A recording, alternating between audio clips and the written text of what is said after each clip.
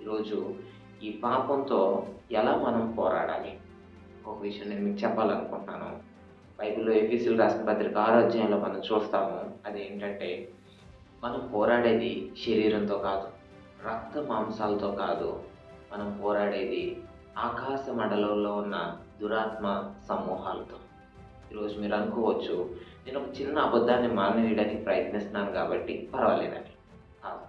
ఈరోజు మనం పోరాడుతుంది ఎవరితోనో తెలుసా? ఆకాశ మండలంలో ఉన్న దురాత్మలతో మనం పోరాడుతున్నాం. ఈరోజు మన హృదయంలో ఉన్న పాపాన్ని మనం అధిగమించాలి అంటే మనందరికీ తెలియాల్సిన విషయం అసలు పాపం అంటే ఏంటి? ఈరోజు పాపం అంటే ఏంటి అనే విషయం మనకు తెలియకుండా మనం పాపంతో పోరాడుతున్నట్లయితే మనం ఖచ్చితంగా ఓడిపోతాం. మీరు అర్థం చేసుకోండి.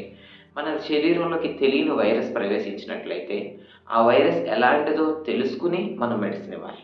ఆ వైరస్ ఏంటో తెలియకుండా మనం మెడిసిన్ ఇచ్చినట్లయితే మనం ఖచ్చితంగా చివరికి అలసిపోతాం.